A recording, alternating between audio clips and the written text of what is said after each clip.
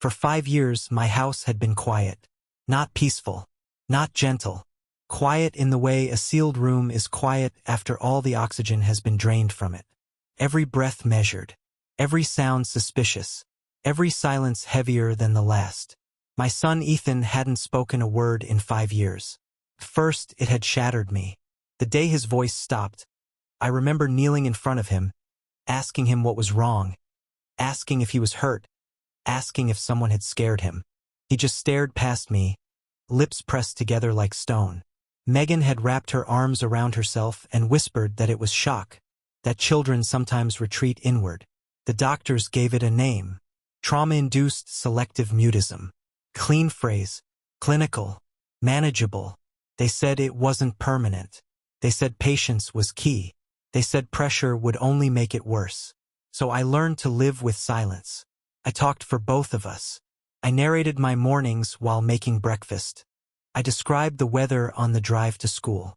I told him stories at night about when he was small and used to laugh at nothing. I told him I was proud of him even when he couldn't answer. I told him I wasn't going anywhere.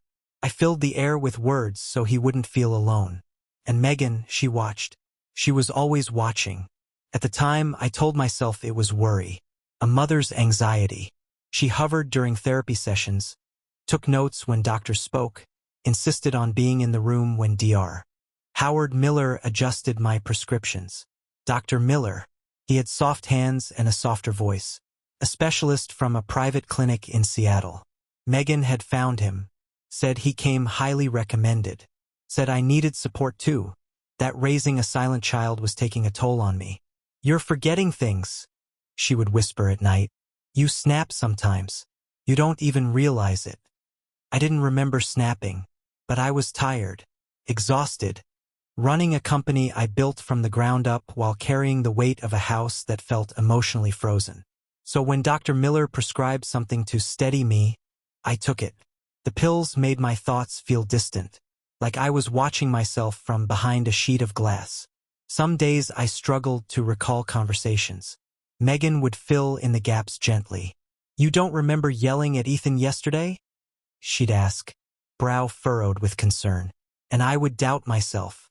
I started writing things down, notes about my moods, about my days, trying to prove to myself that I wasn't unraveling.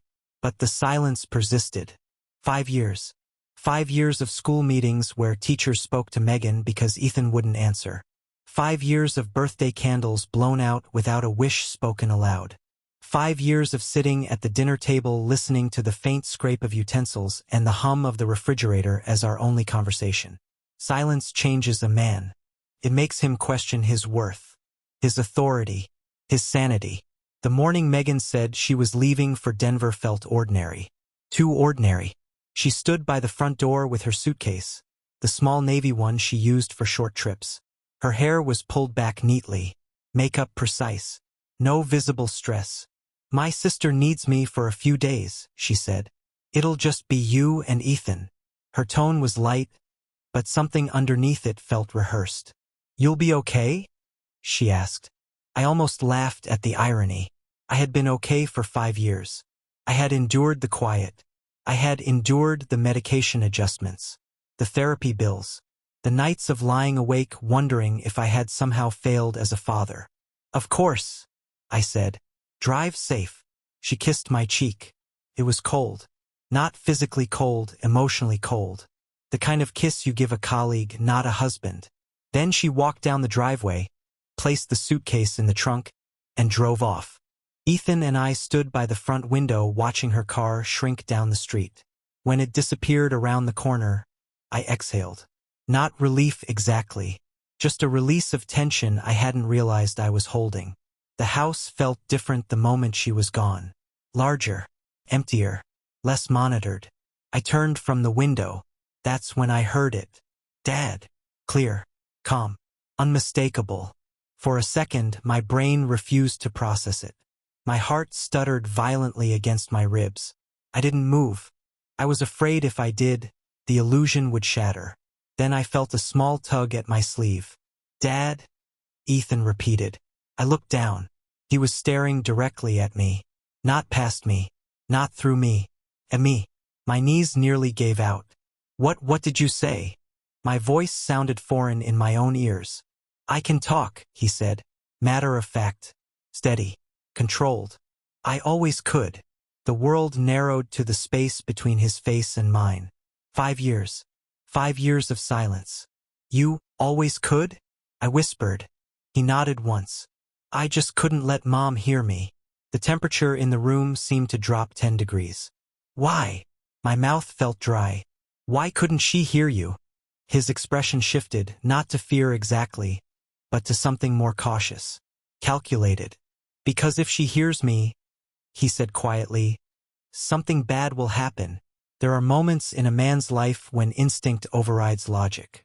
When the body understands danger before the mind does. This was one of them. What do you mean, something bad? I asked. She thinks I'm broken, he said. She needs me to stay broken. Each word was deliberate, not rushed, not emotional, practiced. A tremor ran through me. How long have you been able to talk? I asked. Since the beginning. The beginning. 5 years of specialists. 5 years of diagnoses. 5 years of me sitting at the edge of his bed speaking into silence while he understood every word. My chest tightened with a mix of awe and terror. Why now? I asked. Because she's pretending to leave, he said. And she's watching the house. My pulse spiked. What? She never went to Denver, he said. She does this sometimes. She parks somewhere and watches. To see what we do. My mind raced backward through years of subtle paranoia. Times Megan had accused me of acting strange when she was out. Times she'd claimed I'd forgotten conversations that happened while she was supposedly gone. Dad? Ethan said firmly, gripping my hand. We have to leave right now. There was no hysteria in his voice. That frightened me more than panic would have. I didn't argue. I didn't demand proof. I grabbed his hand and headed for the garage. If there was even a chance he was telling the truth, we couldn't stay. Halfway there, my phone buzzed in my pocket. The vibration felt like an electric shock. I stopped. Slowly, I pulled it out. A message from Megan. 3 words. Look outside. My blood went cold. Ethan squeezed my hand tighter. I walked back to the living room window like a man approaching his own execution. I parted the curtain. Across the street, parked between 2 mailboxes, was Megan's car. Engine off. Windows slightly tinted. And in the driver's seat, barely visible but unmistakable, her. Watching. She hadn't left. She had never left. She was monitoring us. In that instant, 5 years rearranged themselves in my mind like puzzle pieces snapping into place. The medication, the memory gaps, the constant observation, the narrative that I was unstable. The silence in my home had not belonged to my son. It had belonged to a trap, and I had been living inside it. I didn't move away from the window. Couldn't.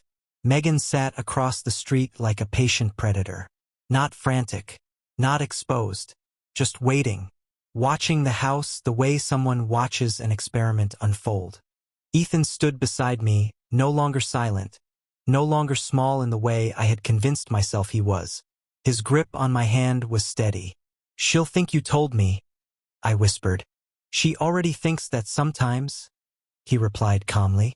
That's why she gives you more pills. My throat tightened. The pills. How do you know about that? I asked. I listen, he said. When she talks to Ryan. The name hit me like a dropped weight. Ryan who? Ryan Cross, Ethan said. He comes over when you're at work. Sometimes at night when you're asleep. They talk in the kitchen. They think I can't understand because I don't talk. Ryan Cross. The name was familiar in the vague way you recognize something you've heard but never focused on. A business consultant, Megan once said. Someone advising her on investment strategies. I had shaken his hand exactly once at a charity function. Firm grip. Too confident. What do they talk about? I forced out. Ethan's eyes didn't leave the car across the street. They said you're unstable. That it's almost ready. My pulse began pounding in my temples. Ready for what? He swallowed once. For you to either have an accident or be declared unfit. The words were spoken without drama. That made them worse. I felt something primal rise inside my chest. Not panic. Not yet. But a raw animal awareness. An accident where? I asked quietly. The lake in Idaho, Ethan said. They talk about it like a plan. A trip. A fishing weekend. Ryan said it would be easy. Deep water. Slippery rocks. No witnesses. The room seemed to tilt again. Idaho. Megan had been pushing for that trip for months. A quiet getaway. Just the two of us. She said we needed to reconnect. That stress was damaging our marriage. I had almost agreed. Almost. And the other option? I asked, though part of me didn't want to hear it. Ethan looked at me fully now. They want you declared mentally unstable. Mom's been recording you for years.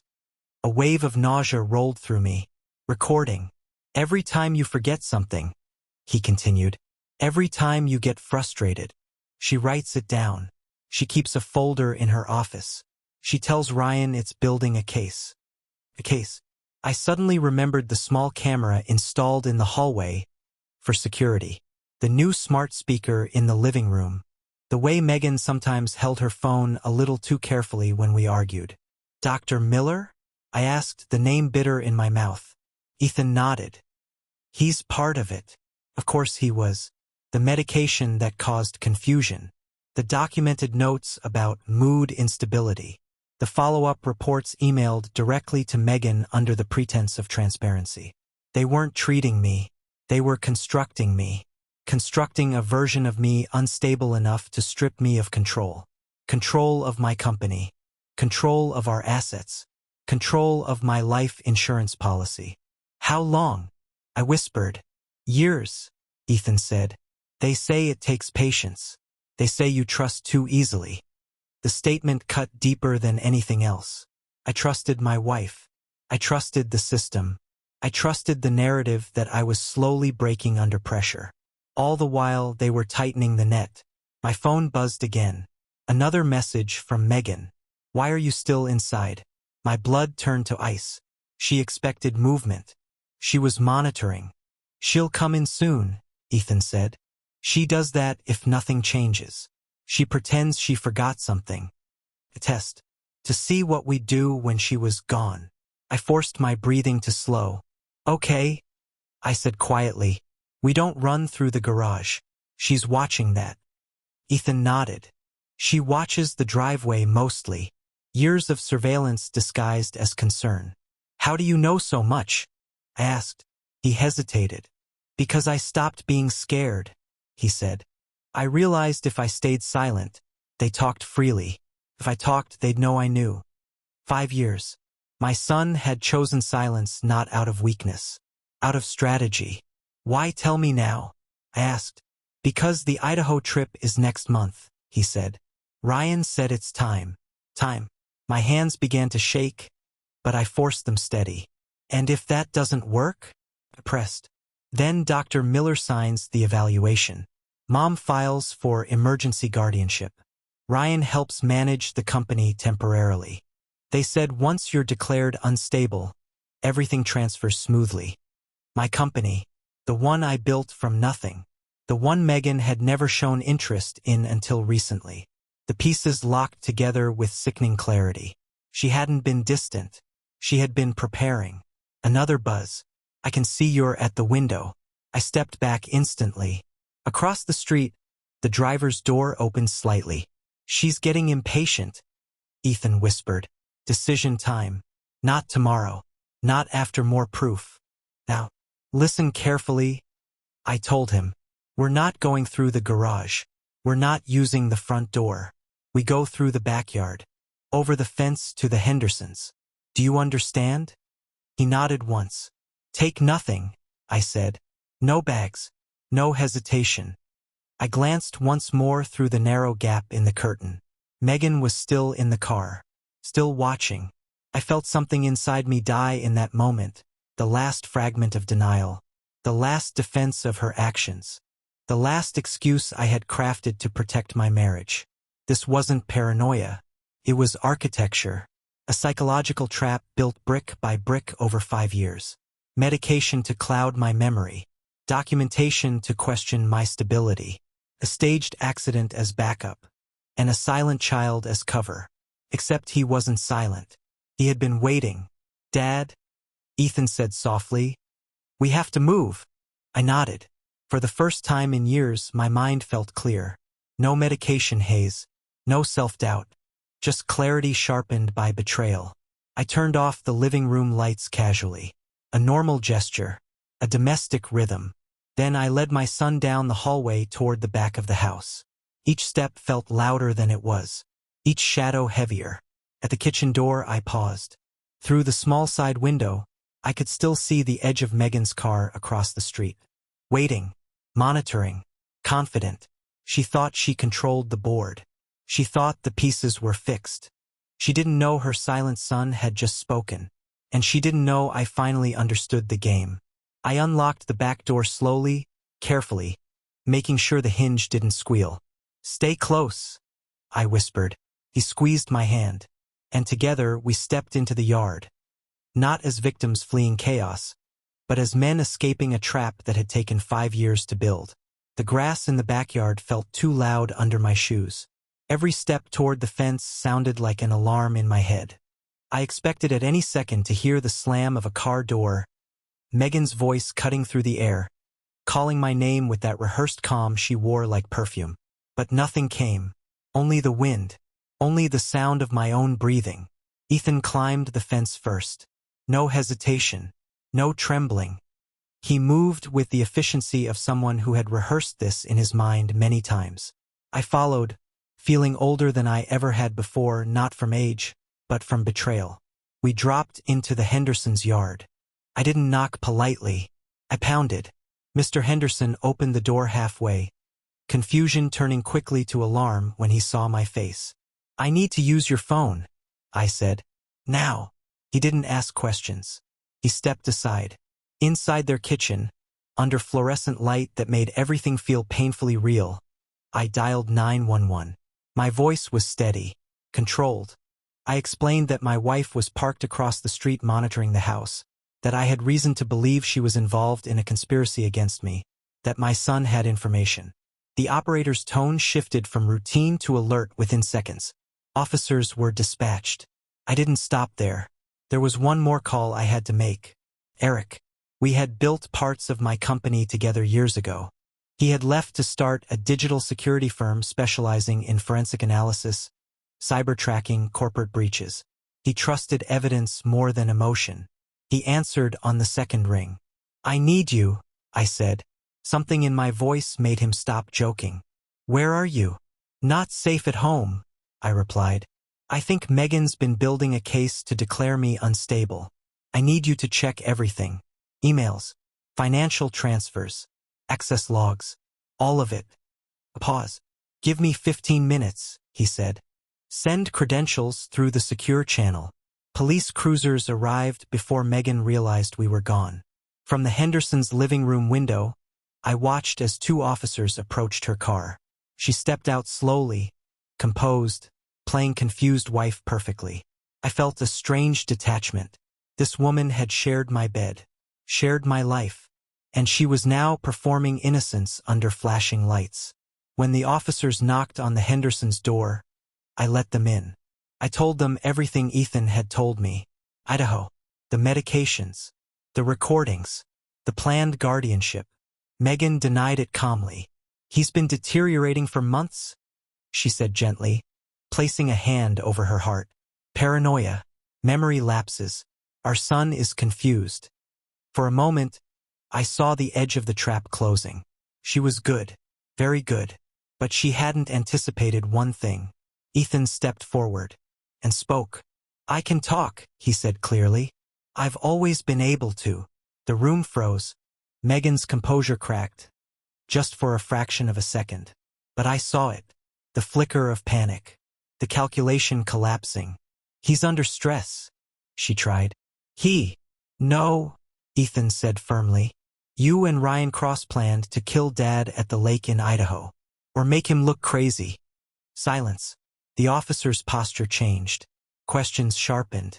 Megan demanded a lawyer. That was the first real fracture. Meanwhile, Eric was already digging. Within hours, he found financial transfers, small at first, then larger, routed through shell accounts connected to Ryan Cross. Payments labeled as consulting. Money moving in patterns too deliberate to ignore. He pulled archived security footage from my own home system. Files I didn't know were stored externally. There were recordings, not of me losing control, of Megan rehearsing lines, practicing concern, discussing documentation strategies with Ryan in my kitchen while I was at work. They had underestimated something fundamental about technology. Nothing ever fully disappears. By the next morning, investigators had a warrant. Ryan Cross was arrested at a regional airport attempting to board a flight under a name that wasn't his. In his bag, falsified identification documents and encrypted storage devices. The narrative began to unravel fast. Financial fraud surfaced first. Misappropriated funds tied to my company through forged authorization attempts. Then older records emerged. Megan's aunt, a woman who had died 2 years earlier under what was deemed natural causes. Her estate had been substantial. Large portions of it had vanished into investment vehicles Ryan managed. Vehicles that no longer existed. The pattern was undeniable. Manipulation, isolation, financial control, staged instability, and when necessary, removal. I spent hours giving statements, answering questions I never imagined I'd face, detailing medications, therapy sessions, conversations that now felt poisoned in retrospect. Dr. Howard Miller was brought in for questioning. His medical notes were suspiciously aligned with Megan's personal documentation. Identical phrases, identical behavioral descriptions, clinical confirmation of instability that matched her private journals too perfectly. His license was suspended within days pending investigation. The Idaho trip emails were retrieved. Ryan's language was careful but clear. Deep water, clean solution, guardianship fallback, cold, efficient, premeditated. The trial came months later. By then, the story had grown larger than just my family. Prosecutors painted a picture of long-term conspiracy, financial exploitation, psychological manipulation, attempted framing. In court, Megan looked smaller, not fragile, just smaller than the shadow she had cast over my life. She avoided my eyes. Ryan did not. He stared at me with something like resentment, as if I had disrupted a plan that should have worked. Ethan testified through a child advocacy specialist. He spoke clearly, confidently. He described nights pretending to sleep while listening to whispered strategy sessions. He described fear, not of me, but of being discovered if he spoke. My silence kept him safe, he said. That sentence nearly broke me. For 5 years, I thought I was protecting him. In truth, he had been protecting me. The verdict came swiftly.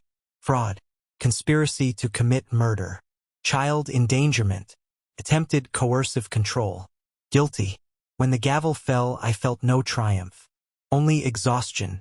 5 years of psychological erosion had collapsed into a single word. Guilty. Megan didn't look at me as she was led away. Perhaps she knew that eye contact would confirm what she had tried to erase, that I was never unstable, just betrayed. Outside the courthouse, cameras flashed. Reporters shouted questions. I ignored them all. I knelt in front of my son. He wasn't silent anymore. He wasn't afraid. You did good, I told him. He nodded. So did you, Dad. For the first time in years, the word didn't echo in silence. It landed solid, real, and the trap that had nearly buried me was finally exposed to light. 2 years later, the silence in my house is different. It's no longer the suffocating kind. It's earned. Ethan and I live in Arizona now, a small town outside Phoenix where the sky feels endless and the horizon doesn't press against your chest. The air is dry, honest. Nothing lingers here unless you choose to keep it. We chose not to keep much. We sold the old house, liquidated assets carefully, restructured the company under tighter governance. Every security protocol rebuilt from the ground up. No blind trust. No shared access without verification. Eric helped with that. I learned something brutal through all of this. Love without vigilance is vulnerability. And I had been vulnerable for years. The first months after the trial were not triumphant. They were hollow. Court victories don't restore time. They don't erase the nights I questioned my sanity. They don't return 5 years of conversations I thought I was having with a child who couldn't answer. They don't repair the realization that the woman I trusted most had been documenting my supposed decline like a scientist tracking decay. Sometimes I still wake up at 3 a.m., convinced I've forgotten something critical. A detail, pattern, a warning sign. Then I hear it. Music. Soft at first. Ethan's guitar. He started lessons 6 months after the trial. His therapist, a real one this time, carefully vetted, suggested it as a way to reclaim his voice physically as well as emotionally. The first time I heard him sing, I had to step outside. Not because it was bad, because it was steady, confident, unashamed. For 5 years, I thought my son was broken. In truth, he had chosen silence as armor. Children aren't supposed to strategize survival. They aren't supposed to measure risk before speaking in their own homes. But he did. He adapted. He calculated. He endured. And when the moment came, he spoke. That kind of strength doesn't come from weakness. It comes from awareness. We don't talk about Megan often. Not because it doesn't matter, but because it no longer controls us. She received a long sentence. Appeals failed. Ryan's attempts to negotiate reduced charges collapsed under the weight of digital evidence. Dr. Miller lost his license permanently and now faces civil suits from other patients whose records are being re-examined. The web was larger than just me. That realization unsettled me more than anything else.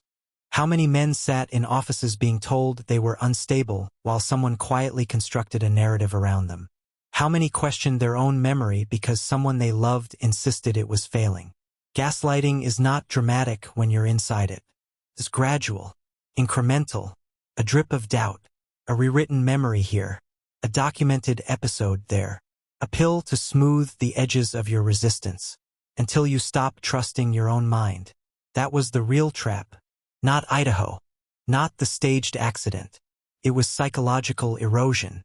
And I almost let it win. Now I consult. Quietly at first. Then more openly. Men and women who suspect manipulation. Executives whose partners are slowly isolating them from financial control. Individuals whose medical narratives feel suspiciously aligned with someone else's agenda. I don't present myself as a victim. I present patterns, documentation strategies, independent verification, digital audits, third-party evaluations outside a spouse's referral network. Prevention, because once someone begins constructing your instability, the burden shifts onto you to prove sanity. And that's a twisted battlefield. Ethan sits at the kitchen counter most evenings doing homework while I work across from him. Sometimes he hums without realizing it. Sometimes he stops mid-chord and looks at me. "You okay?" He'll ask. I used to answer automatically. Now I pause. "Yes," I say honestly. "I am." That answer matters. Trust between us rebuilt differently than before. Not through blind faith. Through transparency. He knows my passwords. I know his fears. We speak directly. No hovering. No rehearsed concern. Just truth. There are still scars. When a car lingers too long outside our house, I notice. When a doctor recommends medication, I research independently before agreeing. When someone insists I'm overreacting, I examine the facts before dismissing myself. Paranoia and vigilance look similar from the outside. The difference is evidence. And I rely on evidence now. Ethan does too. He's taller than he was during those silent years. His voice deeper. But sometimes I still see the boy who calculated risk before speaking. One night recently we sat outside under the desert sky. The stars here don't hide behind humidity. They're sharp. Unapologetic. "Do you regret not talking sooner?" I asked him. He thought about it. "No," he said finally. "If I talked sooner, they would have changed the plan." The clarity of that answer chilled me. 5 years of patience. 5 years of gathering understanding. He waited until exposure would matter. "I'm sorry you had to carry that," I told him. He shrugged slightly. I wasn't alone, he said. But he had been. And that's something I'll always live with. The guilt of not seeing it sooner. The guilt of trusting too completely. The guilt of dismissing my own instincts because they conflicted with love. Strength is not loud. It's not dramatic. Sometimes it's a child choosing silence until the timing is right. Sometimes it's a man admitting he was manipulated and refusing to let that define him. We built something new here. Not perfect, but real. No hidden cameras. No rehearsed documentation. No medication clouding perception. Just mornings filled with sunlight through wide windows. Evenings with guitar strings vibrating against still air. Conversations uninterrupted by suspicion. The silence now is peaceful. Earned through exposure. Secured by truth. I often think back to that moment at the window. Megan's car parked across the street. Her eyes on the house. Believing control was absolute. She underestimated something fundamental. She underestimated that silence can be a weapon, but it can also be resistance. My son's silence wasn't weakness. It was strategy. It saved us. And now I ask you, if you discovered the person you trusted most had been quietly constructing your collapse for years, would you have seen it sooner? Or would you, like me, have trusted until the evidence forced your eyes open? Tell me, was I blind? Or was I simply loyal in a world where loyalty can be exploited? Would you have endured it? Or would you have broken sooner?